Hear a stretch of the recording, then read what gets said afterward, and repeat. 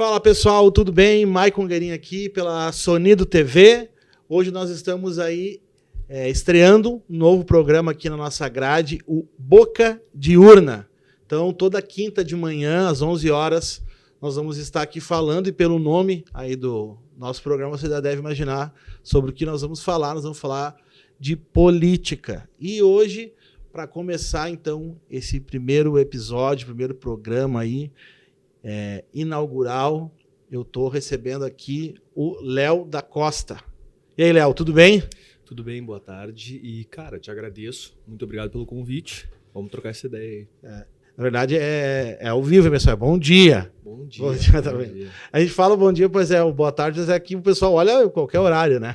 Tô brincando. Eu avisei ele antes aqui em off que eu ia fazer piadas sem graça durante o episódio, pessoal. Mas é isso aí. Léo foi agora, 2024, aí eleito vereador na cidade de Cachoeirinha, aqui no Rio Grande do Sul. Foi o vereador mais votado, né, nesse pleito, aí, nessa eleição. O segundo mais votado da história da cidade. E nós vamos falar um pouquinho sobre isso e algumas outras coisas aí. Já conheci o Léo quando eu tinha um outro estúdio, ele participou lá de uma gravação, 2022, se não me falha a memória. Acho que foi, então, 1 ano e meio atrás, mais ou menos. Deve fazer 2 anos aí. E, Léo, conta um pouquinho aí, cara, da tua vida, de onde é que tu veio, onde é que tu nasceu, qual é um pouquinho da tua história, até tu chegar aí. Claro, pode dar uma resumida pra gente entender quem é o Léo. Cara, então, bom, sou Leonardo. Eu acho que o fardo de todo Leonardo é se chamar de Léo. Então, foi esse também um dos nomes que eu coloquei na candidatura, né? Eu tenho 26 anos, eu moro em Cachoeirinha, sou morador a vida toda da cidade. Estudei, trabalhei a vida inteira aqui, até o momento que eu vou fazer minha graduação em História na URGS, Porto Alegre. E de lá acabo vivenciando outras coisas, aprendendo uma outra realidade, enfim, né? Circulando entre outros meios, né? Então, eu acho que, até para que faça sentido, né? A conexão entre a questão eleitoral e ser eleito e a vida política, mas a percepção política, ela se dá muito na universidade, porque a universidade ela te insere numa outra bolha de conhecimento, né, em discussões que a gente não está muito habituado. Então, a partir da universidade, eu me insiro nessas discussões políticas e daí, bom, começo a participar, começo a ver o mundo de outro jeito. E em 2020, com a pandemia, eu digo para as pessoas assim, bom, eu morava em Cachoeirinha, como a maior parte dos moradores na cidade, é uma cidade de dormitório, as pessoas vêm para dormir e elas trabalham e vivem em outras localidades. Mas na pandemia a gente volta a olhar para a cidade, né? Porque a gente começa a trabalhar e estudar tudo de forma remota, para quem tinha essa possibilidade. Então a gente começa a enxergar a cidade de outro jeito. Enxergar a cidade de outro jeito culminou a também mudar as percepções e entendimento da cidade, né? Mas assim, tenho 26 anos, sou formado em História, me enxergo aí como um ambientalista, tento, acho que dimensionar esse termo aí e trazer ele de volta aqui no Rio Grande do Sul, mais especificamente, né? E faço parte de um grupo da sociedade civil organizada, que é o Coletivo Mato do Júlio aqui na cidade, tem uma relevância bem interessante. Bom, agora faço mestrado em Ciência Política na URGS, sou professor também. Então, acho que, em geral... Deixa eu perguntar, tu é professor tu dá aula nesse momento? Nesse momento eu não estou dando aula. Eu parei de dar aula em fevereiro. Que daí sim, por causa do mestrado. Tá, e tu dá aula o quê? No ensino médio, ensino fundamental? Eu estava dando aula em ensino médio e fundamental. Os dois. Porque, assim, eu dava aula de história, mas também de inclusão, que era aula específica para alunos com deficiência intelectual. Então, eu fazia inserção de pedagogia, né? Para esses alunos, mas daí, bom, sempre jogava história dentro. Eu tô só dando uma olhada aqui, porque eu tô tentando achar eu tô trabalhando toda segunda-feira, cara. Tu falou sobre a questão ambiental, né? Uhum. E eu trabalho toda segunda em Porto Alegre, no CEA, que é o Centro de Educação Ambiental. Que eles têm uma questão de reciclagem de lixo, dentro da comunidade, na Bom Jesus, na Monja lá. Uhum. E também para mim foi bem chocante, porque era uma realidade, apesar de que eu moro em Cachoeirinha quase a vida toda, moro num bairro, né, na região mais periférica da cidade, mas não é uma comunidade assim como é a Bom Jesus, assim, né? E para mim, fazem 3 meses que eu faço esse trabalho lá, e eles têm esse trabalho de conscientização ambiental, e através disso também eles empregam um monte de gente, eles têm um trabalho de contraturno para as crianças, eles inauguraram agora a TV Bonja, que é uma TV para Bom Jesus, que eu ajudo na produção lá, né? Então tem sido muito legal, assim, essa questão, e ver a parte ambiental também da cidade, assim, né? Pois é, cara. Acho que o meio ambiente ele tá em várias áreas, né? A gente consegue ver tanto na questão de animais, de floresta, de fauna, né? Fauna silvestre, mudança climática, enchente, tudo isso se discute. Também se discute a questão de uma conexão mais com a sociedade, que é a questão do lixo, resíduo sólido, consumo de coisas, né? Então, assim, é muito interessante porque essas comunidades mais periféricas, até as comunidades excluídas, elas que acabam tendo o fardo de tratar o resíduo que as outras comunidades não trabalham. Então, é esses caras que seguram a bronca, né? Sim, no caso deles lá, a fundadora lá, não lembro o nome dela agora, pelo que eu entendi, ela já falecida, os netos dela que tocam hoje lá, né? Ela chega na comunidade há 26 anos atrás e percebe que muitas mulheres acabam têm relacionamentos abusivos e acabam tendo que trabalhar no tráfico de drogas, e elas não têm saída, né? Porque elas não têm um emprego, não têm educação, não têm. Então, ela encontra na reciclagem uma forma de dar uma profissão, um trabalho, um caminho para essas mulheres, né? Então, o projeto começa através disso a vir... Cara, hoje eles empregam mais de 100 pessoas, fazem turno e contraturno para mais de 600 crianças na comunidade. E muitas empresas grandes entregam os resíduos lá para eles, enfim, assim, um trabalho muito legal, assim. E que para mim, que estava totalmente fora disso, e não era uma coisa tanto da minha realidade, tanto que toda hora, assim, eu tô dizendo, cara, deixa eu continuar no projeto aí, eu tô pedindo para continuar, porque realmente é muito legal ver tudo. E tem muitas, e assim, são 26 anos, né?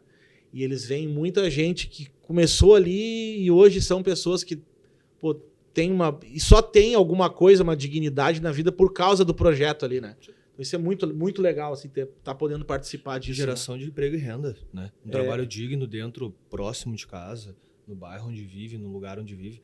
Cara, isso é uma realidade muito interessante, porque o Rio Grande do Sul ele tem um cooperativismo dentro do setor da reciclagem muito grande, embora também seja muito... acho que excluído dentro das políticas públicas, né? Porque, por exemplo, a gente tem ali uma das maiores cooperativas aqui da região, que é a Contracar, se não me engano, em Gravataí. Hoje ela atende Cachoeirinha também. Mas a gente também tinha uma cooperativa em Cachoeirinha, que era a Crer. Ela foi se esvaindo, né? Mas Porto Alegre tem uma série de cooperativas. Esses caras, eles têm 2 grandes trabalhos, ao meu ver. Reaver todo o material e resíduo que iria para o lixo ou para aterro, e transformar em algo, e gerar emprego e renda para as pessoas mais periféricas. Porque, assim, muito se fala, e eu acho que existe até um ódio contra catador e carroceiro. Mas não existe ainda uma possibilidade de fazer com que essa pessoa tenha um trabalho digno. Porque, querendo ou não, é trabalho que ele faz, é um trabalho social. Ele exerce uma atividade de reciclar aquele resíduo que a gente não trabalha. E a cooperativa tem essa função, dando dignidade. Um trabalho digno, com salário digno, com alimentação. Então, claro, lá é muito, dá pra perceber. E é assim, né? Tipo, às vezes o Henrique, que é o diretor lá, Michael, vem aqui pra fazer um negócio, e assim, ficou andando no meio geralmente é plástico, papelão, e fica andando, e pra eles é comum aquele meio, eu já vou, e azar. E assim, na frente eles têm uma praça, eles têm um telão de LED, porque assim, tem muitas parcerias, né? Eles vão montar o maior cinema ao ar livre da América Latina.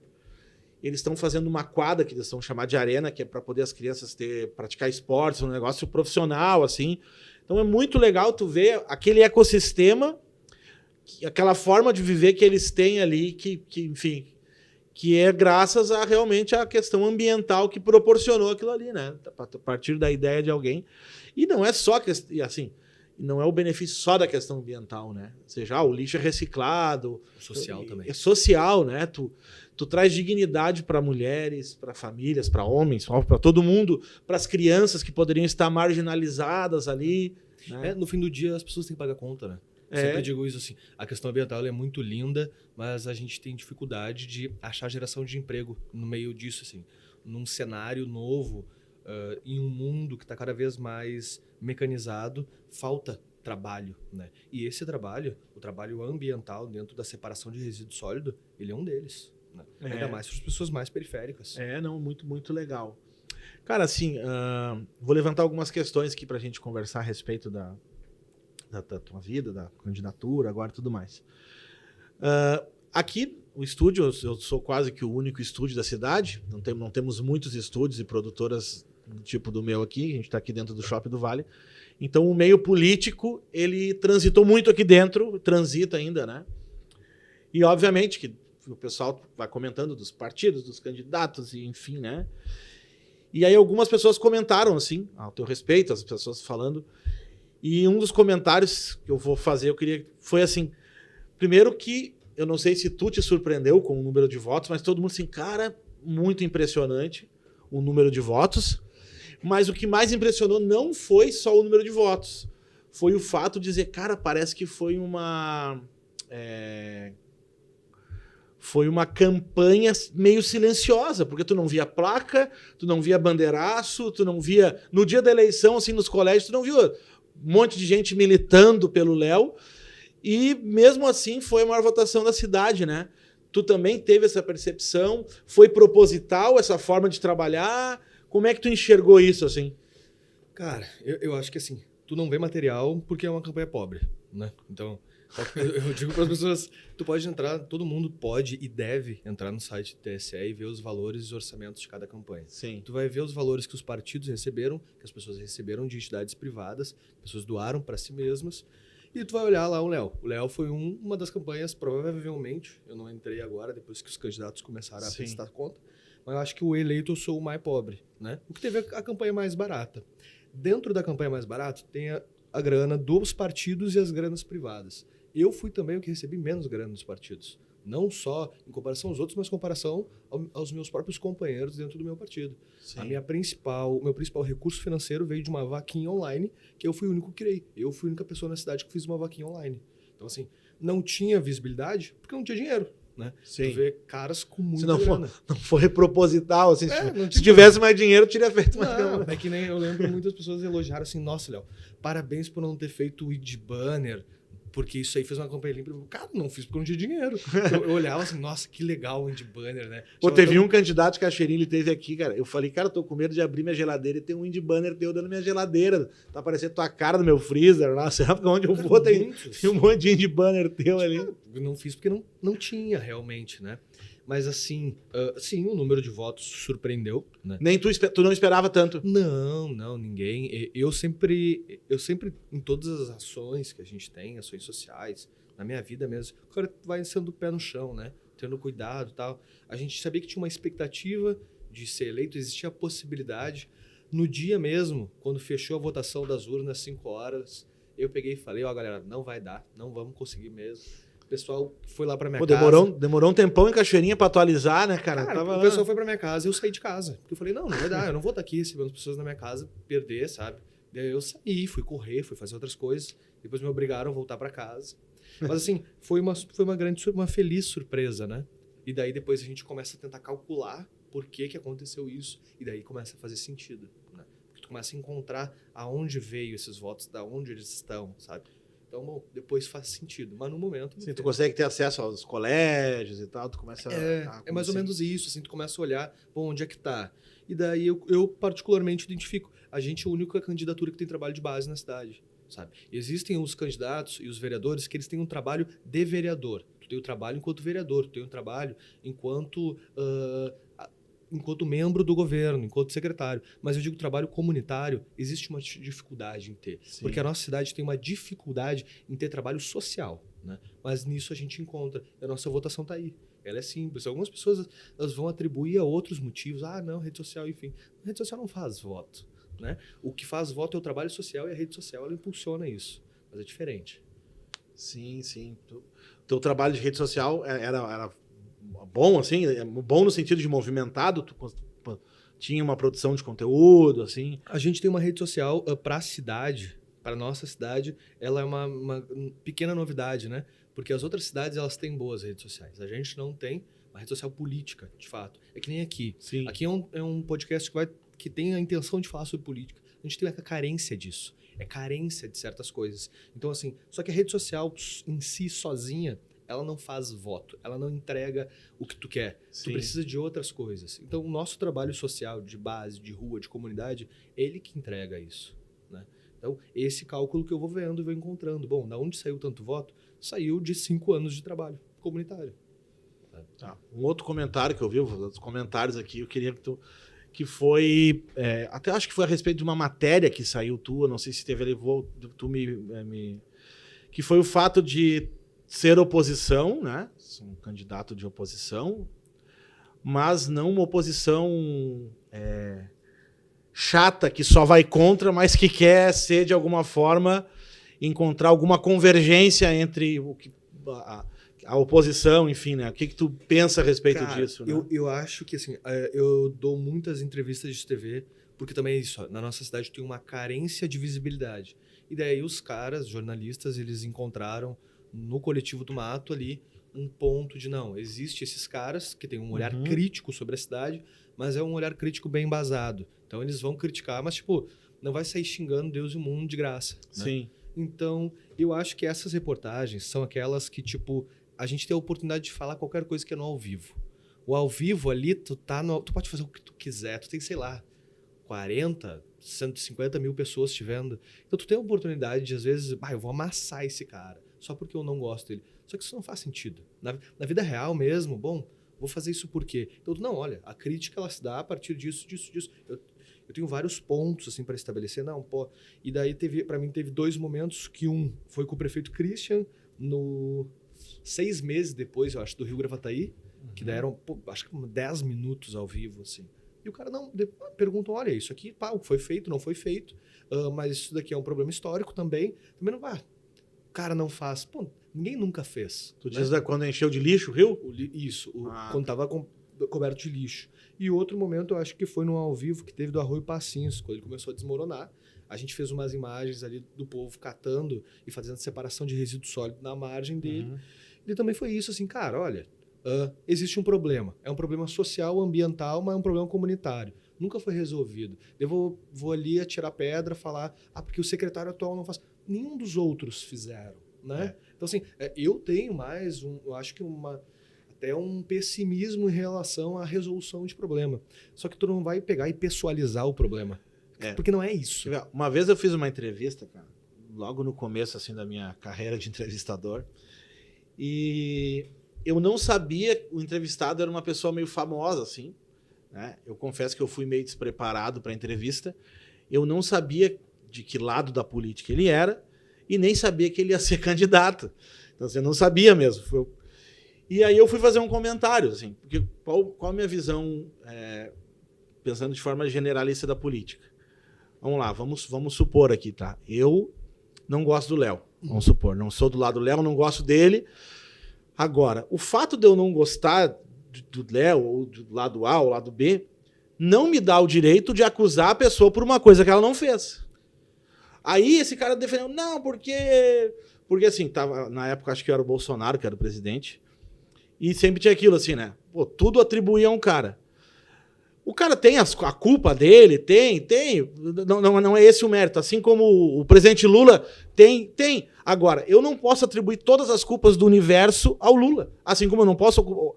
E aí o cara ficou meio brabo comigo. Não, cara, porque eu acho que assim, a gente tá falando, claro, de forma macro, mas quando tu tá dentro da cidade, qual é o problema? Que é menor, né? Tu tá vereador... eu sou o vereador. Eu até gosto da ideia, mas é do outro lado, eu não vou apoiar porque é do outro lado. A ideia lá do Léo, que é de oposição, é boa. Mas só porque é o Léo e é de oposição, é minoria, eu não vou acatar. É isso que me incomoda um pouco, sabe? Sim. Não sei se tu conseguiu entender a minha... Não, mas essa lógica, ela faz sentido. Faz sentido, mas assim... quem pensa dessa forma tem uma forma pobre de pensar, né? Porque tu acaba ignorando toda uma série de ações, ideias e até pessoas que são bem intencionadas ou têm ideias boas a partir de um viés que é só o teu viés, né? Não se dá nos outros. Eu tenho um exemplo assim, durante a campanha, bom, eu sou filiado ao PT, fui eleito pelo PT, eu sou petista, né? Então assim, um senhor falou para mim, porque petista é comunista? Eu falei, meu senhor, comunismo vai começar em Cachoeirinha? Tanto lugar para começar, vai começar em Cachoeirinha aqui. E daí ele ficou meio assim, cara, vamos ver. Daí, tipo, pô, cara, não vai. E daí assim, tu leva assim, cara, isso não é real, sabe? Tem coisas que são reais, tem coisas que não são reais. Então, essa atribuição também, ela é um problema gigante. Mas sim, existem essas pessoas que atribuem um problema e eu acho que até pessoalizam um problema. Exatamente. E isso não é real. Não é real. Tu tem que olhar o problema de fato. O problema, ele é de longo prazo, de curto prazo, ele é macro, ele é micro. É que nem, cara, tem problemas que é a nossa comunidade. O problema é a comunidade, né? Então, assim, não adianta eu pegar e falar, bom, quem tá na gestão fazendo agora não fez. Não, peraí. Sim, e assim, vamos falar de Cachoeirinha, que a gente tá aqui. Como tu falou do Arroio Passinhos ali, né? O prefeito tá aí, pegou ali no, como é que chama, estava de interino, depois foi na eleição suplementar, enfim, é uma vergonha aquilo ali, vamos lá, é uma vergonha. Mas não começou a cair agora. Mas assim, só do fato de tu ter essa fala, eu já entendo que realmente tu não veio aqui dizer, realmente, a gestão atual, óbvio, se ficar mais uns 10 anos não resolver, daí a gente começa a ver que, pessoal, acho que tinha... Cara, eu todo dia, toda segunda eu vou pra Porto Alegre e eu passo numa rua ali no Itu Sabará, que tem uma estrutura muito parecida com Passinhos ali, que é um arroio no meio da rua, e ele não tá caindo, né? Então deve ter um jeito de fazer não cair, né, cara? Mas eu entendo que essas questões ambientais, tu pode falar muito mais propriedade do que eu, não é só chegar ali, empilhar as pedras e deu. Tem uma questão de licenças, acredito que tem toda uma questão por detrás burocrática, né? Existe um trâmite, e daí assim, cara, eu também, eu sou pessimista. Já falo isso para todo mundo. Porque assim, no momento que eu falo assim, cara, o atual prefeito não faz porque não quer, porque é ruim, tu tá querendo dizer para mim que se tu entrar, tu vai fazer? Pera, sabe? É isso mesmo que tu tá querendo? Daí tu começa a pensar, tá, mas o que foi feito até agora? Tu tem que olhar. Tu olha o currículo da pessoa que tá também criticando. Claro, né? não. E tu, bom... de fora é lindo, né? De fora todo mundo... E isso em todos os lugares. Todos os municípios, todas as cidades, todos os estados, o país, enfim. Em todos os meios que tu for, quem tá de fora sempre é fácil dizer assim, claro, não fez, mas... Mas assim, eu acho que existe sempre um equilíbrio, uma balança. Tu tem que encontrar a balança, né? E ir pra cima. É isso aí. É que nem às vezes o pessoal vem aqui no Shopping do Vale, né? E diz assim, esse shopping não tem nada. O shopping... Tá, mas diz uma coisa, cara. Tu colabora pra que tenha? Tu traz a tua família de vez em quando aqui pra... Não trago. Então não reclama, cara. Tu também não ajuda. Agora o cara fica tocando um monte de lixo no rio, fica tocando lixo, não cuida de nada, aí depois vai reclamar. Tem muito lixo no rio. Sim, tu que tocou. Tu tocou, tu não ajuda. É muito fácil falar, né? Aí fica uma barbada, né? Aí até, na época, teve alguém aqui, não lembro quem foi, e aqui aí a população falou, mas gastaram muito pra limpar o rio. Tá, mas quantas vezes tu já limpou um rio? Nunca. Tu sabe quanto custa uma empresa normal? A gente sabe quanto custa o litro da gasolina, o arroz, a gente sabe se é caro, se é barato. Agora, limpar um rio, como que se... Que nunca foi limpo. E sim, não existem várias... Ninguém abre... Se eu estou a abrir uma empresa de limpeza de rio, não tem todo dia um rio para te limpar, cara, né? Eu lembro nesse momento aí foi 6 de fevereiro de 23 que deu essa. 23, né? E daí a secretária do meio ambiente até me procurou e falou assim, cara, vamos fazer e tal. E eu falei, cara, vamos participar ali com uma comissão. E eu falei, cara, eu não quero participar, porque vai acontecer uma coisa. Vocês vão começar a limpar e vocês vão achar corpo aí dentro. E ele, não, como assim, Léo? Eu falei assim, eu tenho certeza que vocês vão achar corpo de pessoas que são desovadas em outras partes do rio. E eles... E acharam? Sim, acharam. Porque é isso, assim, tu nunca fez, né? Tu nunca fez. Sim. Então a primeira vez que tu vai fazer, vai ser uma grande surpresa. Tu vai achar de tudo ali. Primeiro que assim, né? Boa parte dos lixos que acharam ali também, segundo me informaram, eram de outras cidades, né? Também. Porque tinha muita coisa de lancheria e tem a marca e tu sabe onde que a lancheria não é aqui em outro lugar. Então a gente deu meio que quase que um azar, né? Assim, é o rio. Ele vai vir de vários lugares. Né? Ele vai, não adianta, é inevitável, né? Enfim, foi uma... E também vamos lá, né, cara? Daí teve a história do rio. Aí teve um temporal que derrubou as torres aquela vez, que acho que foi em setembro, né? E aí depois, agora em janeiro, teve o temporal de novo. Aí teve a enchente.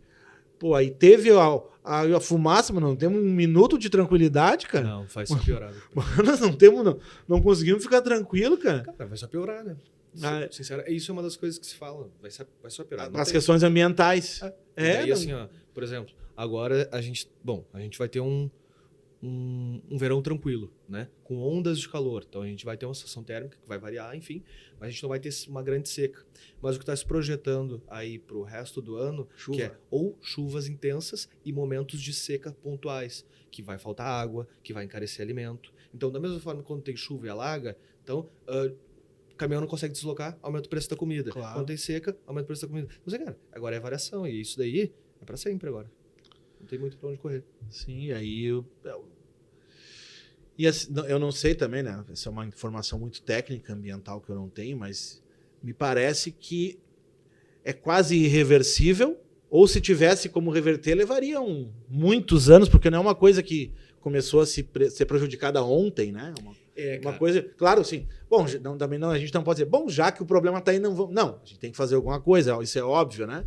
Existe um movimento, acredito que no mundo inteiro, em relação à questão do meio ambiente. Que é insuficiente. Que é insuficiente, mas a solução me parece que é mais... As nossas ações são mais para que não piore tanto do que para reverter totalmente, porque, cara, a minha sogra é de Balneário Camboriú, né? Cara, Balneário Camboriú é aquilo, os caras pegaram, aumentaram a faixa de areia e azar. E para mim era até bom, porque os prédios tampavam o sol. Eu não gosto de sol na praia, né? Então eu sempre ficava na sombra. Agora aumentaram. Tem que quase pegar um carro para ir até o mar, porque ficou muito longe. E aquilo ali é azar, meu. Vamos atrulhando de carro, de gente, de coisa, e o que importa é o dinheiro só, e não estamos nem aí, né? Pois é, cara. Isso é uma coisa interessante, assim. Porque às vezes a gente acha, e existe essa... Eu acho que maio, pelo menos no Rio Grande do Sul, essa percepção acabou, né? De que os efeitos da mudança climática não vão afetar a gente. A gente percebeu que não é bem assim. E a gente percebeu não só quem teve a casa alagada ou quem não conseguiu ir trabalhar, mas, tipo assim, pela variação de alimentos, de preços, de isso, daquilo. Existe uma outra discussão que está acontecendo agora, que é assim. O Rio Grande do Sul teve muita chuva durante o inverno, mas o resto do Brasil secou. Secou absurdamente. Secou, Pantanal e Amazônia pegaram fogo de forma criminosa, mas o resto era seca. A seca diminuiu a produção de café no Brasil. O café é a principal commodity exportada do Brasil. Então, como diminuiu a produção de café, diminuiu a quantidade de dólar entrando, que aumenta a inflação brasileira. Então, para 2025, o cenário é de inflação com aumento dos preços da comida. Então, todo mundo vai começar janeiro rasgando, culpando o governo federal, que isso é um fato, porque a comida vai estar mais cara, mas isso é por causa da mudança climática que afeta o bolso. Cara, esse tipo de variação daqui para frente só vai piorar. E afeta todo mundo, né? Não tem ninguém que não tenha... E não tem como fugir. Só que assim, o que dá para ser feito? Dá para ser feito. Eu sempre pontuo para as pessoas. A resolução do problema começa no nosso bairro, né? Então assim, tu tem um bairro, tu vai ter que encontrar dentro do teu bairro as soluções comunitárias de como resolver isso. Porque eu não espero que uma pessoa em Cachoeirinha resolva o problema dos incêndios no Pantanal da Amazônia. Isso não existe. Ou que em Cachoeirinha a gente reduza a emissão de carbono global. O que dava para fazer? Dá para o cara ter uma calçada arborizada, dá para o cara captar água da chuva, dá para o cara fazer a reciclagem, que é o básico, porque a reciclagem faz com que esse resíduo sólido vá para uma cooperativa, tenha o trabalho social, a geração de emprego e renda, então tenha mais pessoas dentro da nossa cidade que tem emprego digno. Então, assim, existe um ecossistema que pode ser feito. Da mesma forma que a gente precisa de transporte público, porque o transporte público diminui a emissão de carbono para a atmosfera, reduz também o trânsito na cidade. Existe uma coisa que pode ser feita. Não é feita porque não tem interesse, né? Tem como fazer, só não fazem. Essa é a realidade que a gente vive. E isso precisa ser feito porque a nossa cidade teve aí 25 mil afetados pelas enchentes. Só as enchentes. Fora o temporal de janeiro, fora o temporal de setembro, fora as inundações lá da chuva de junho de 2023, que também inundou toda a galera ali no meu rincão. Então, assim, existe toda uma demanda, né, por trabalho ambiental que resolve o problema social da comunidade. E como que tu enxerga... acho que tu já pincelou isso, assim, né? Na prática, assim, cara, acordei amanhã, beleza, acordei despertado para o meio ambiente. Como que eu posso começar, de alguma forma, a agir para que a médio, longo prazo, isso comece realmente a fazer, tipo assim, cara, sei lá, temos que ter uma cidade melhor, estamos meio ruim aqui. como que a população pode ir fazendo no dia a dia, nas ações práticas, assim, entendeu? Cara, não tomando café no copinho de plástico e tomando na de cerâmica. Mas eu gasto água para lavar. Entende? Mas sei lá, que diferença... Existem coisas na prática que a gente pode fazer aí? Eu vou te dizer assim, ó. Quando esse despertar ele acontece, esse despertar ele tem que vir com um outro entendimento que é a mudança das relações ambientais, ela é coletiva, ela não é individual. Que nem eu sempre pontuo para uma galera assim, se tu for vegano e andar de bicicleta, tu não vai salvar o mundo, cara. O que salva o mundo é tu ter atividades coletivas que façam tu te organizar dentro da tua comunidade, dentro de movimentos sociais, para tensionar na mudança social. Então, assim, de forma individual ninguém faz nada, né? De forma coletiva faz. Então é que nem, bom, preciso fazer, pum, despertei. Cara, eu tenho que saber que eu tenho que fazer a reciclagem na minha casa. Tem uma série de lixos que sim, eles precisam ser direcionados para o lugar certo. A água, ela vem da Corsã, uma empresa que foi privatizada, então tem toda essa série de relações que eu tenho que entender como é que ela funciona. Então, eu tenho que direcionar porque vai para o lugar certo. Da mesma forma que eu olho para minha calçada, pô, vai ter uma onda de calor aí no verão. O que será que eu poderia ter uma cidade mais arborizada? Não poderia? Será que eu uso o carro a todo momento? Né? Será que eu não uso? Será que eu tenho que me organizar dentro de uma associação de moradores, uma associação de bairros, o pessoal ali do futebol, até para, olha só, talvez a gente não deveria ter mais ônibus, será que a gente não deveria ter uma ciclovia, será que a gente não deveria ter uma faixa exclusiva para ônibus dentro da nossa cidade, porque isso ia melhorar o transporte público? Olha só, será que a gente não deveria ter uma ecobag para não usar mais sacola plástica? Porque a gente sabe que o plástico, ele não se decompõe, ele vira microplástico, a gente respira isso, aí tu começa a perceber várias coisas. Pô, será que não tem áreas de parque de menos na nossa cidade? Será que não deveria ter mais áreas verdes? Pô, será que não tem aqui, ó, essa área verde aqui na minha cidade, que vai virar um empreendimento imobiliário? Será que deveria? Será que não deveria ser uma floresta? Tu começa a questionar. Tá, É isso. Tu vai ser vereador agora, essa cobrança eu vou fazer em ti lá. O que os caras não agilizam o Tranquedo Neves para fazer alguma coisa mais legal lá? Essa eu também quero saber. Porque isso é executivo, é a prefeitura. Por que o prefeito não faz isso? Pois é, cara, aquilo era tão legal quando eu era criança, cara. Eu ia lá, é legal, aquilo tá dentro da cidade. Eu vou te dizer o que eu sei, né? O Tancredo Neves, ela é uma UC, uma unidade de conservação. E daí ela tem, pô, espécies ambientais legais. Ela tem até um pássaro, parece muito específico, que mora lá. E para os caras terem um bom planejamento e um bom cuidado, eles fazem uma coisa que se chama plano de manejo. O plano de manejo, ele não significa que a gente tem que destruir a área, mas é o cuidado que vai ter e é um planejamento de longos anos. Esse plano de manejo, ele está defasado já. Uns 10 anos parece que ele defasou. Então precisa ser feito um plano de manejo novo. Esse plano de manejo, ele estabeleceu o número de pessoas que poderiam entrar na área antes, porque era uma área de recuperação ambiental. Entendi. Hoje já não. É uma floresta grande, fortona. O que a gente precisa fazer? Olhar para ali e falar, bom, quanto custa um plano de manejo? 80 mil. Porque é isso, a gente está falando de pagar biólogos específicos, especializados. É uma fortuna, assim, para a cidade. Não, tipo assim, e 80 mil para saber que eu vou contratar um cara especializado em aranha, um especializado em besouro, especializado em gambá, especializado em árvore. Então, tipo assim, especialistas, eles vão olhar, vão dizer o que tem, a partir do que tem eu consigo investir, talvez até um turismo ambiental, mas de qualquer forma, eu consigo assim. fazer o mais básico, que é abrir ela todos os dias para as pessoas usarem. Visita, sei lá. É isso aí, é um parque. É um parque, as pessoas têm que usar porque é um parque. Porque não tem para onde ir.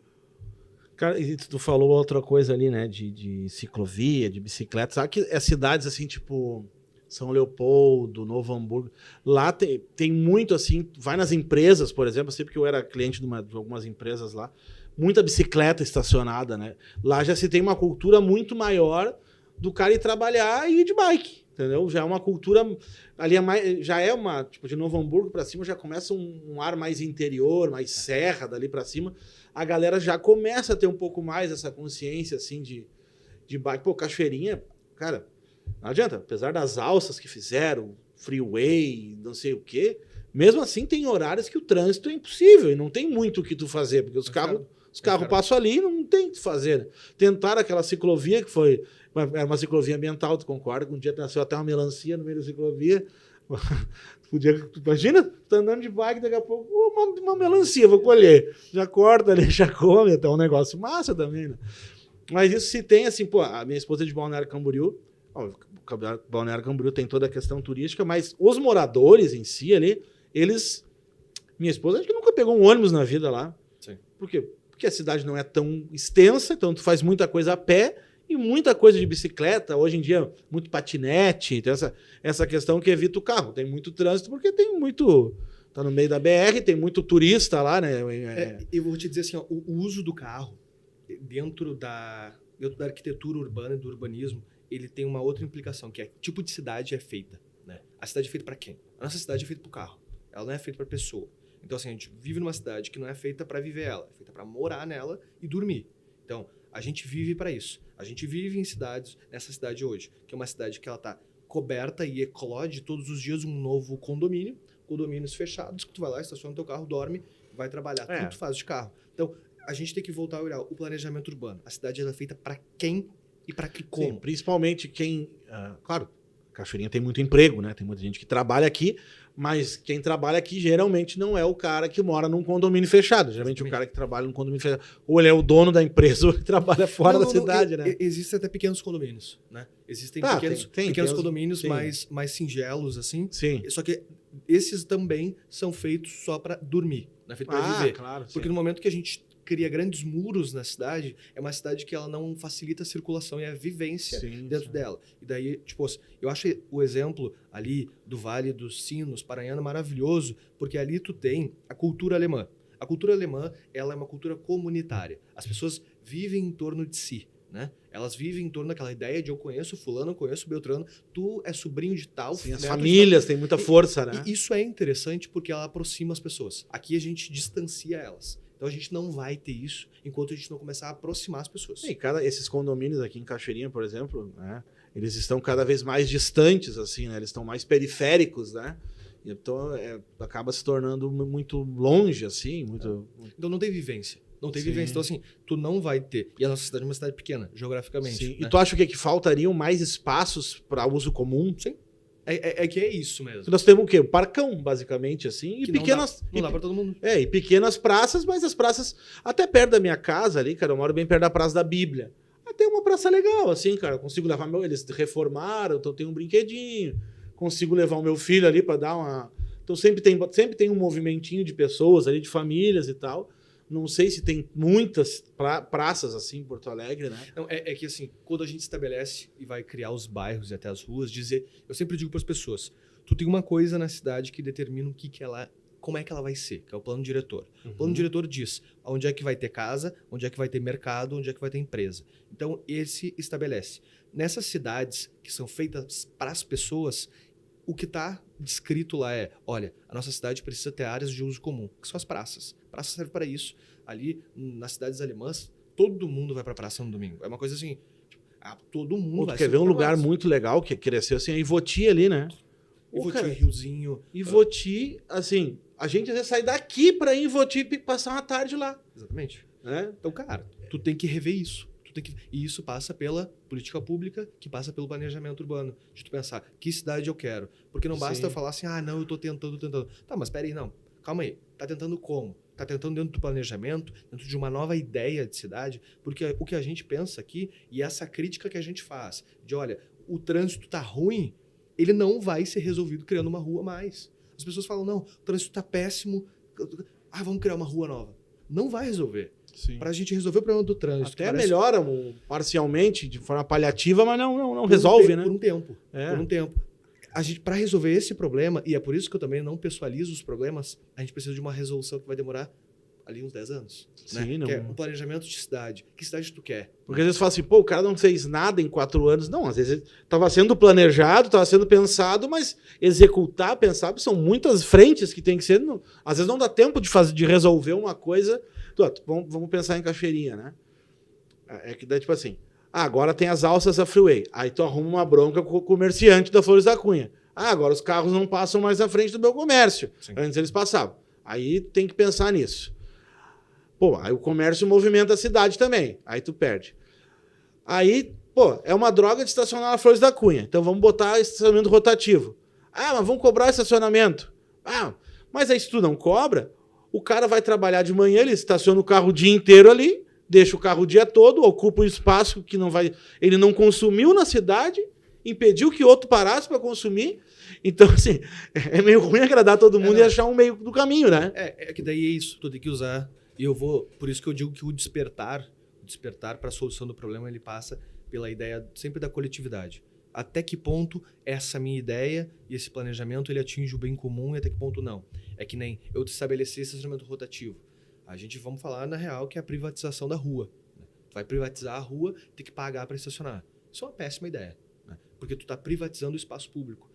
O que acontece com o morador de Cachoeirinha que ele vai trabalhar em Cachoeirinha? Bom, deveria ter um ônibus barato, bom, rápido. Né? Para ter um ônibus barato e rápido, ou para ter um ônibus bom e rápido, tu tem que ter via exclusiva para ônibus, né? Que não é a via azul, faixa azul, não. É exclusiva. Tipo o corredor que tem em Porto Alegre. Carlos Gomes, sabe? Sim. Corredor exclusivo. Eu tenho que dar preferência para o ônibus. O ônibus tem que ser prioridade e o carro não tem que ser prioridade. O carro não pode ser prioridade. É que nem a Alça para Freeway. Maravilhosa. Eu chego na Arena do Grêmio em 30 minutinhos. Para mim é perfeito. Saio do Parque da Matriz, dou a volta. Só que aquilo, o centro da cidade morreu. Ele morreu. E quando morre, não volta mais. Não é aquela coisa, acabou por tempo determinado. Não, morreu. Cachoeirinha não tem hoje mais um centro comercial. Né? Então como é que tu faz para reaver isso? É difícil? Não, exatamente, né? Assim, parece, é uma coisa, é uma engenharia toda que tu tem que arrumar um lá. Mas, vamos lá. Vamos pensar, né? O que solucionaria a Cachoeirinha era um corredor. Mas onde que tu vai enfiar um corredor de ônibus da noite pro dia? Sim. Não, tá, vamos só cortar um pedaço da Flores da Cunha. Não é uma coisa... Tu concorda que não é uma coisa que que não foi pensado antes, né? Não foi pensado antes, mas pode ser colocado agora. É que nem, por exemplo, isso, toda vez que tu quer pensar no coletivo, tu tem que estabelecer. O que eu quero? Quero o coletivo ou quero o individual? Sim. Bom, eu quero ônibus, eu quero corredor de ônibus, quero transporte público de qualidade. Que automaticamente o número de carros diminuiria, né? Bom, então, e o trânsito de carros aumentaria? Bom, então eu estou priorizando o ônibus? Sim, eu estou priorizando o ônibus. É de fato isso. É que nem a gente tem 3 vias de locomoção para ir e para voltar na cidade. Uma delas tem que ser exclusiva para ônibus. Não prioritária, exclusiva, só para eles. Sim. É isso. Tu tem que priorizar alguém. Tu tem que priorizar o coletivo pelo individual. Não tem outro caminho. E a mesma forma de, como eu quero uma cidade ambientalmente Podiam fazer ali no meio, e no meio onde era fazer tipo na Farrapos, fazer os corredores Cara, nem assim. Eu pegaria as 2 faixas da esquerda, sabe? Da esquerda e de volta. Sim, mas as paradas de ônibus teriam que ser no meio daí, né? Exatamente. Isso foi o que eu falei, exatamente. Igual em Porto Alegre, na Farrapos ali, né? Tu prioriza que é no o coletivo. meio, né? Tu prioriza o coletivo, porque assim, é que tu não tem, eu vou tentar achar o meio termo. Tu vai tentar achar o meio termo. Não, entre tem. O individualismo e o coletivo, tu não vai achar. Porque daí tu quer beneficiar tanto o indivíduo que quer agir de forma individual, exclusiva, quanto aquelas pessoas que têm a necessidade da coletividade. Elas não estão ali por escolha. Ninguém anda de ônibus por escolha. Tu anda por necessidade. Tu tem que priorizar eles. Cara, eu dou esse exemplo sempre. Eu morei em Buenos Aires, né? E Buenos Aires é uma cidade onde o transporte coletivo é muito usado. Cara, e é engraçado que lá, tu olha o trânsito, é caótico, que ninguém meio que respeita, mas não dá acidente. Todo mundo meio que se entende, assim. E o transporte coletivo funciona, eu sempre dou esse tudo. Cara, pegava o metrô, primeiro tu tinha as linhas de metrô subterrâneas, né? Então facilita muito.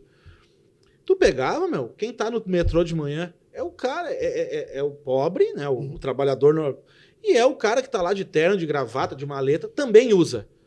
Ou seja, o transporte coletivo realmente é coletivo, é para todos.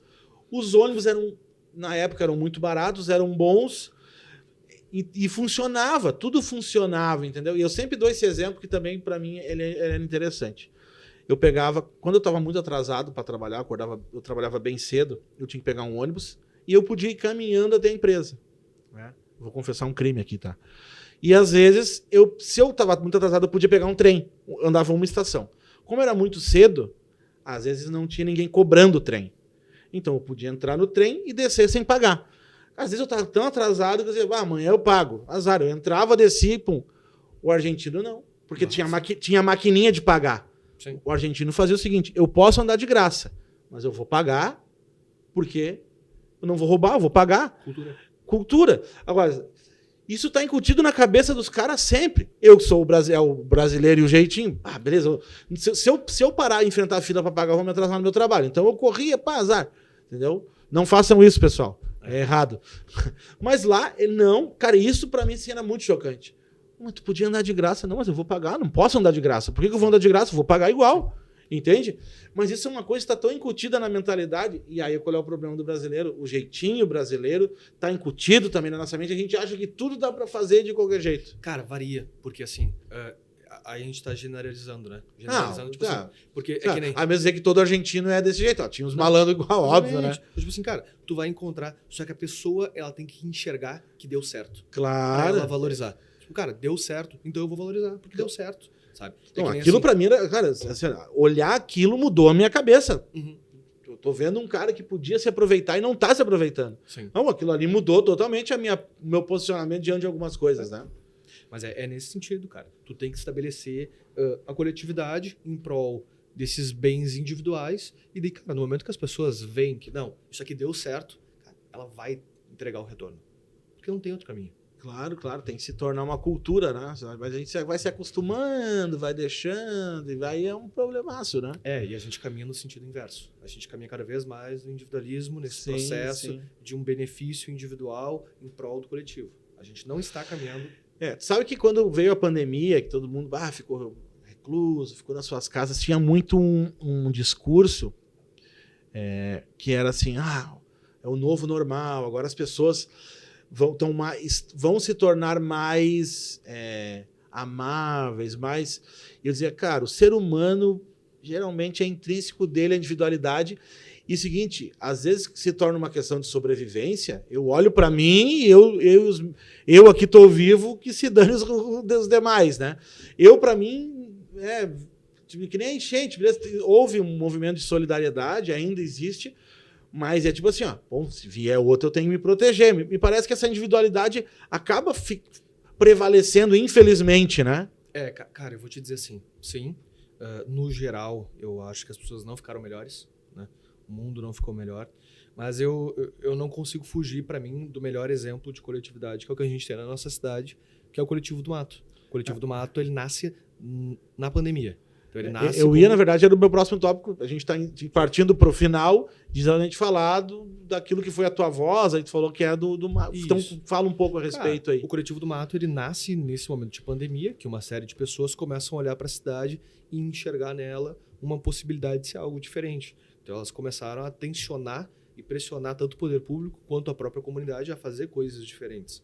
Então, assim, a gente começa... Vamos lembrar, o governo municipal, que é, de fato, o maior interessado hoje, junto com empreendimentos imobiliários, em lotear essa grande área de floresta, que é a última na cidade, chamada Mato do Júlio. A ideia era... A ideia é todo?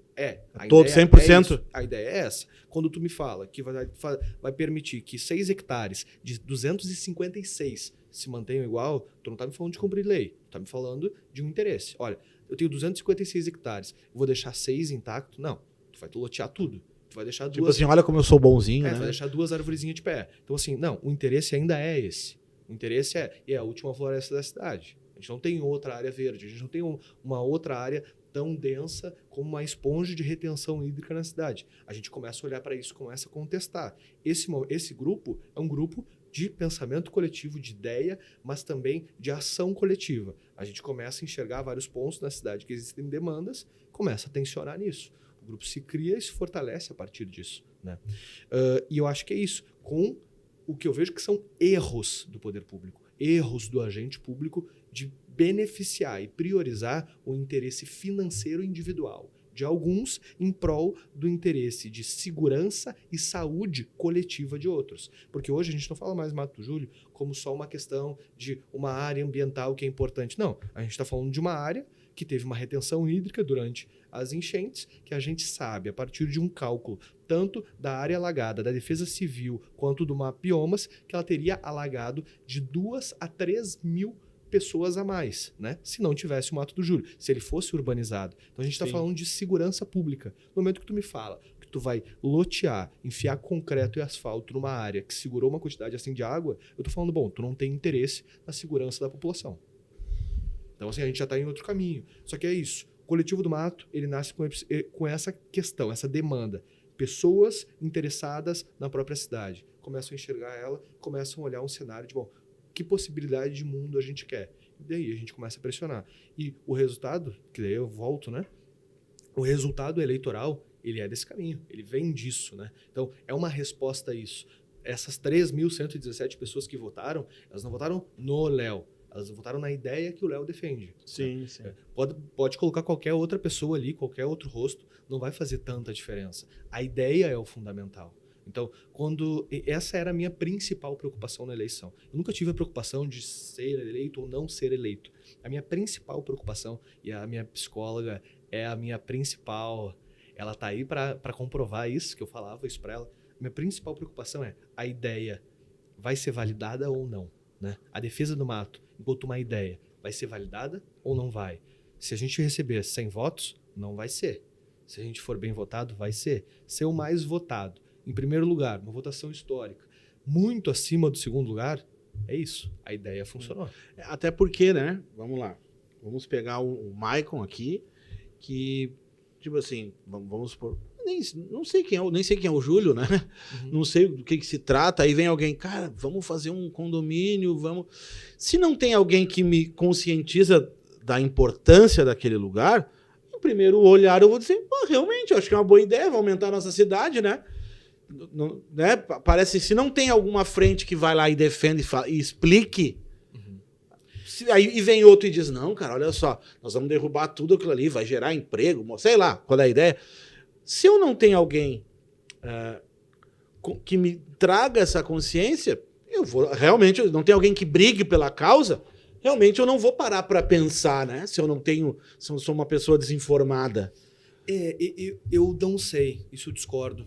Porque assim, tem coisas que a gente bate o olho e sabe quando é certo e quando é errado. A gente não precisa de muito. Então, eu sei, mas tu não concorda que a maioria da população que, sei lá, cara, pega o meu pai, vamos do meu pai. Meu pai faz uns 10 anos que ele nem passa aqui. Uhum. Ele nem sabe que tamanho tem o mato do Júlio. Uhum. Então, se alguém chega no meu pai, por exemplo, e diz assim, ó, que senhor a gente derrubar aqueles matos que tem ali e fazer, por mim, sei lá, não. Sim. Então, assim, se alguém não explicar para essa pessoa que daqui a pouco é mais desinformada, é óbvio, eu me usei como exemplo, sim. Mas para mim é lógico, eu passo aqui, eu sou um pouco instruído, eu imagino a importância. Mas daqui a pouco, num pensamento coletivo meio de que eu não tenho nem... Às vezes eu não tenho tempo para pensar em coisa... Quanto mais pensar no mato, entende? Eu acredito que ter essa frente que defende ajuda a gente trazer essa consciência, né? Não, sem dúvidas. Tu ter um movimento...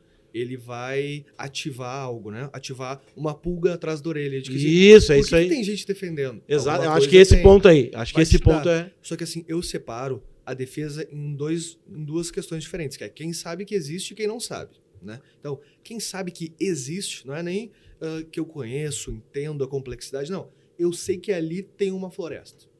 A pessoa vai ser contra, porque tu olha e tu bate, cara, isso não tá certo. Isso não tá certo. Mas eu vou fortalecer a minha tese aqui. Uhum. O nome é Mato do Júlio. Propriedade privada. Sim. Não. As pessoas acham, cara, é mato. Tu Sim. entende que o consciente coletivo não é floresta do Júlio. Sim. Tu entende, assim, a impressão que para quem... Porque assim, eu vou falar do lado, é porque como isso tá incutido em ti, de repente, isso pra ti, na tua cabeça, já é mais simples. Não. Mas eu tô falando das pessoas que, por exemplo, eu conheço e convivo, que passam... Cara, as pessoas não têm... Eu acho que elas não têm tanta consciência do ambiental a ponto de dizer assim... Perguntar pra uma pessoa que não tem o mínimo de consciência ambiental...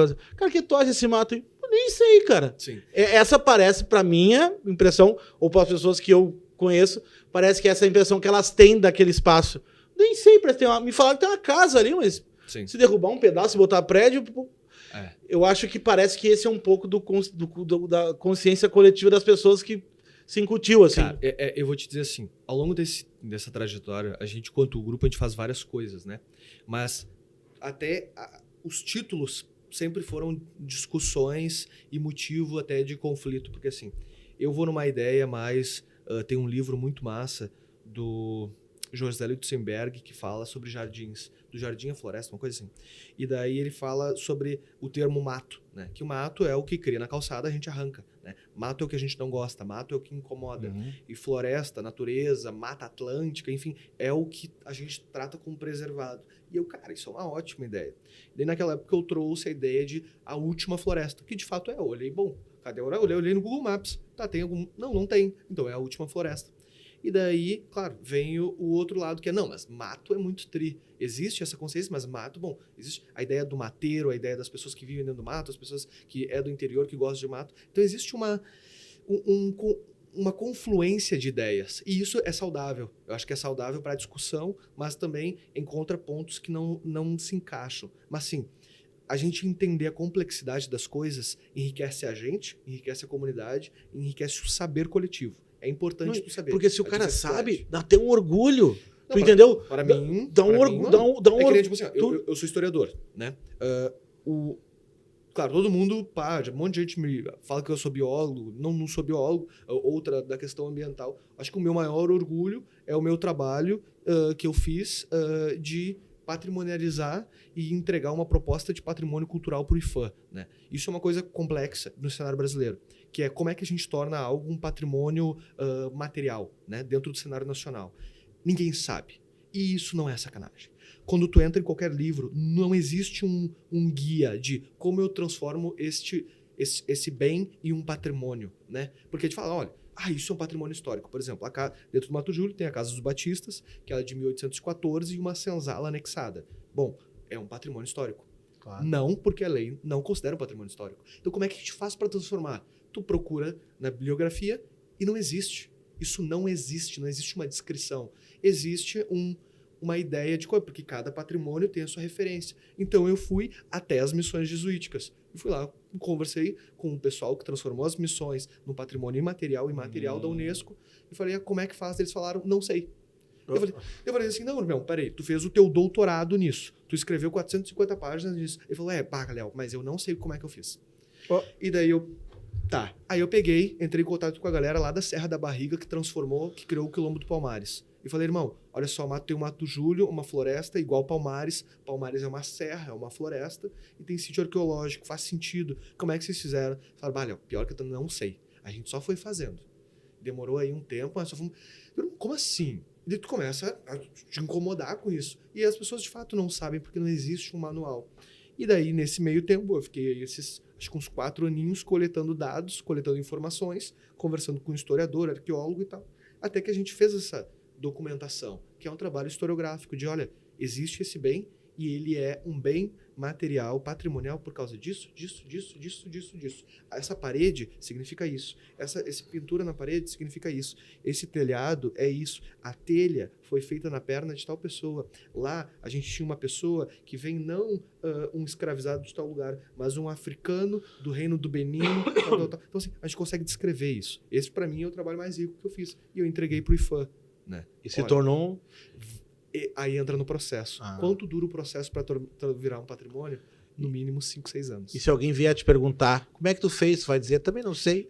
Porque é difícil, cara. Porque como é que tu transforma? Porque não tem fórmula, no caso. Tem que ir fazendo mesmo. Esse tu vai fazendo, tu vai encontrando, outras pessoas te dizem, não é assim. Mas aí é que tá o ponto. Né? O fato de tu fazer isso, o fato de a gente saber dessa história, de saber tudo, para mim, muda a minha visão a respeito daquele lugar. Porque eu passo de alguém... Não que eu tenha tido essa ideia, né? Mas eu passo de alguém que poderia, sei lá, aceitar a ideia daquilo se tornar um condomínio para alguém que se orgulha daquele lugar. Exato. Não, cara, nossa cidade tem uma floresta. Aí eu chego lá e digo, não, minha cidade tem uma floresta. Cara, olha só que legal, que lindo. Aqui tem uma história que aconteceu lá, né? Entende? Eu falo para as pessoas, assim, que a gente tem a possibilidade de ser algo diferente. Né? Porque todo mundo gosta de ser um pouquinho diferente. Tem um diferencial, é legal isso. E daí, conversando com uma galera de CTG, eu falo assim, cara, tu tem uma instância que é uma das mais antigas do estado do Rio Grande do Sul. Tu tem um reflexo da cultura gaúcha. Tanto nos problemas quanto nos acertos. Né? Então, assim, tu tem a possibilidade de ser algo diferente. É só tu criar. Porque a nossa cidade não tem uma identidade. Ninguém se orgulha de morar em Cachoeirinha. Sim, ninguém diz assim, nossa... Tu vai para qualquer lugar. Não tem nem a festa de nada, assim. Festa do açaí podia fazer aqui, né? Não tem, mas isso, eu sou de Cachoeirinha por causa disso. Tu vai para qualquer lugar, as pessoas têm vergonha de ser de Cachoeirinha. Existem 3 municípios na região metropolitana de Porto Alegre que tu é nada por ser deles. Vamos, uma ordem decrescente. Gravataí. Essa de Gravataí, tu não é nada. Cachoeirinha, tu é pior do que Gravataí. Só que só tem um que é pior do que Cachoeirinha, que é Alvorada. Se tu é de Alvorada, tu é uma pessoa péssima. Não porque tu é, mas porque tu é de Alvorada. Sim. Existe essa baixa estima. Sim, né? não, isso é... Daí como é que a gente faz para criar uma identidade? Bom, construindo uma cidade. Sabe? Não tem outro caminho. Sim, não, com certeza, né? Cachoeirinha eu tenho muito amigo em Porto Alegre e eles gostam de Cachoeirinha por quê? Porque aqui é mais barato. É isso aí. É verdade. Pô, A comida cara, é mais barata. É questão de lanches. Sim, sim, X. Pô, X em Cachoeirinha é muito mais barato. Canoas tenta mentir e enganar as pessoas de que a cidade do X não é e nunca vai ser. Não, É a cidade cara, do X. tem um X na esquina da minha casa, eu não vou falar o nome deles porque eles não me patrocinam. Mas assim, cara, agora tá 17 pila, mas já foi 10 o X carne. E, cara, enquanto em Porto Alegre é 35. Cara, eu vou te dizer, tem um que eu consumo, tento consumir semanalmente, que eu pago R$30. Mas é uma coisa assim, é maravilhoso, cara. X, não, mas na esquina da minha casa é muito bom, cara, é 17 pila. Só que mesmo assim, é que assim, claro, tem um lance do valor, mas é que a qualidade do bagulho. Não, mas lá A cidade faz X de uma forma absurda. Mas é que tu mora aqui, é que eu moro mais pra dentro, assim, então lá tem que ser mais barato. Ah, sim. Pô, tem um pastelão lá, que gigantão, assim, é 17 pila a janta, é barato. O pessoal de Porto Alegre se apavora, cara, a Cachoeirinha é muito barato as coisas. E é bom. É grande. Tanto que a maioria dessa galera, eu sei que vem morar em condomínio, coisa e compra terreno, por quê? Cara, porque é muito mais barato morar em Cachoeirinha. Sim. E nós estamos, geograficamente, nós estamos bem localizados, porque tu sai pra lá, tu já tá ali na 118, São Leopoldo, já tá por ali, sai pro outro lado, tá em Gravataí, Porto Alegre, a gente tá... É fácil de se espalhar tanto aqui, né? Cara, tu chega no centro de Porto Alegre mais rápido que se tu mora na Restinga. Não, muito mais, então, muito assim, mais. Eu chego na Orla mais rápido. Mas eu tenho uma outra coisa, eu tô muito acostumado a ir a Porto Alegre. Sim. Mas quem mora em Porto Alegre tem gente que nunca nem veio a Cachoeirinha. Sim. Mas nunca fui. Por conta da... Nem sei, exatamente. E tem poucas coisas e coisas muito longe, assim, Cachoeirinha é pequeno, mas... Tipo assim, não tem um lugar onde, bom, eu vou ali tem várias coisas das quais eu gosto, chegando ali eu decido onde eu vou. Ou é uma lá, a outra cá, e daí, no fim das contas nem foi pra Canoas, então. Não, mas é que nem o deslocamento da cidade. Se tu sair daqui, ó, tô aqui no Shopping do Vale, tô na zona sul da cidade. Se tu vai ir, por exemplo, lá pra Chácara das Rosas, tu vai demorar muito, cara. Tu demora mais do que chegar ao centro de Porto Alegre. Porque isso, o deslocamento é difícil. Sabe? Então, cara, mas ideias de cidade. Que cidade tu quer? A partir do momento que tu define a cidade que tu quer, tu constrói ela. Sabe? Isso. É um esforço. Mas também tem que ver se há interesse em transformar. Esse é o problema, né? Porque o interesse financeiro individual sobre essa área. Até porque, por exemplo, eu acredito que essa galera... Eu não estou criticando, assim, de maneira nenhuma... quem mora em condomínio, de maneira nenhuma, né? Mas muitas pessoas nem votam na cidade, na verdade, sim. Né? Votam em outro lugar, nem transfere o título, né? Não, a gente a gente foi aí para 102 mil votantes, né? Pessoas que votam na nossa cidade. 102 mil. 102 mil. Mas a gente tem em torno de 138 a 140 mil habitantes, talvez um pouco mais. Olha, tem um povo aí que era para estar votando, não está votando. Né? Sim. Claro, tem criança, não tem idade eleitoral de votar. Tem muitas pessoas que não estão votando na cidade. Sim. E isso é um problema. Sim. Porque a tua resolução ela vai ser feita na cidade. O asfalto quebrado, claro. Cara, mas pensa comigo. As abstenções são absurdas. Ou seja, aqui, Porto Alegre, acho que é nível Brasil, né? Ou seja, quem vota na cidade já não foi. Sim. Agora tu imagina o interesse do cara em ter que mudar o título dele de cidade. Ele vai ter menos vontade, né? Menos vontade. É que daí tu vai no outro lance, né? Que é política. Ninguém gosta. Eu fui esses dias numa reunião com algumas outras pessoas eleitas, né? E eu falei uma coisa, todo mundo ficou de cara comigo. Eu falei que ninguém gosta de político. Né? As pessoas estavam orgulhosas que foram eleitas. Eu falei, não sei por que vocês estão orgulhosos. Isso não é uma coisa, não é pra se orgulhar. Ninguém gosta de político. E daí a pessoa ficou, não, mas você tá completamente... Não, cara, tu olha pra rua, no momento que tu vê que as pessoas não foram votar, no momento que tu vê que as pessoas elas votaram em ti por obrigação, não por um interesse, as pessoas não gostam. No momento que tu sabe disso, tu volta 2 casas e, bom, o que eu preciso fazer para de fato agradar essas pessoas? Que é isso também, que é ter um trabalho sério, comprometido. As pessoas não sabem quem são os vereadores da cidade. As pessoas não sabem. Eu recebi muita gente aqui, tanto que veio aqui gravar, ou que de outras cidades também. O cara trabalha com marketing, precisava gravar, vinha aqui. Então, Eu ouvi muito absurdo. Você podia ter gravado, podia ter feito um documentário sobre os bastidores. Planet, olha como eles agem. Olha como eles agem. É triste assim, cara. É triste. Mas é que nem mas tipo assim, toda cidade tu tem aí uma grande quantidade de vereadores, de secretários. Ninguém sabe quem são essas pessoas, ninguém vê, ninguém convive. Claro. É que nem... Porque a estatística, a maioria das pessoas não lembra nem quem votou nas últimas eleições, né? Cara, e isso é uma coisa muito séria. Eu sempre pontuo assim, é importante tu saber quem tu vai cobrar, né?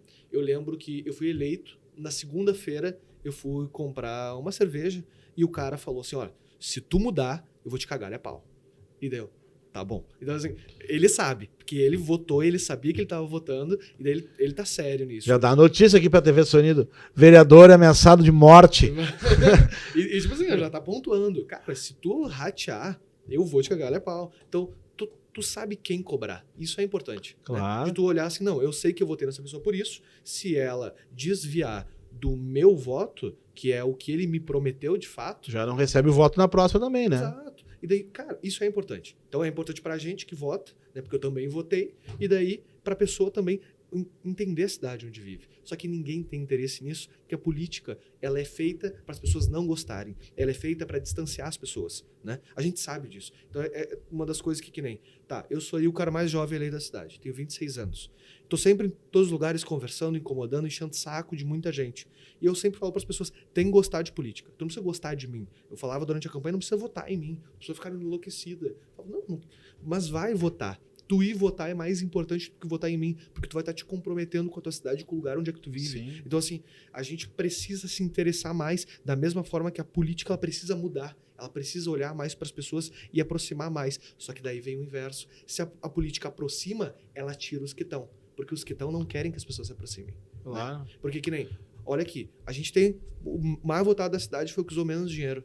Imagina se eu for contar esse segredo, o que eu fiz para as pessoas. Como é que tu fez? Vai vir os caras e falar, não sei. E daí é isso, ó. Se eu começar a reproduzir essa série de mecanismos, bom, esses caras que estão aí há muitos anos vão começar a não se reeleger. Porque tu pensa comigo, eu contei, né? Teve uma pessoa que veio aqui que era candidata, ela disse, não me pergunte qual é o papel de um vereador, porque eu também não sei. A pessoa ia ser candidata. Se ela não sabe, tu imagina o cidadão.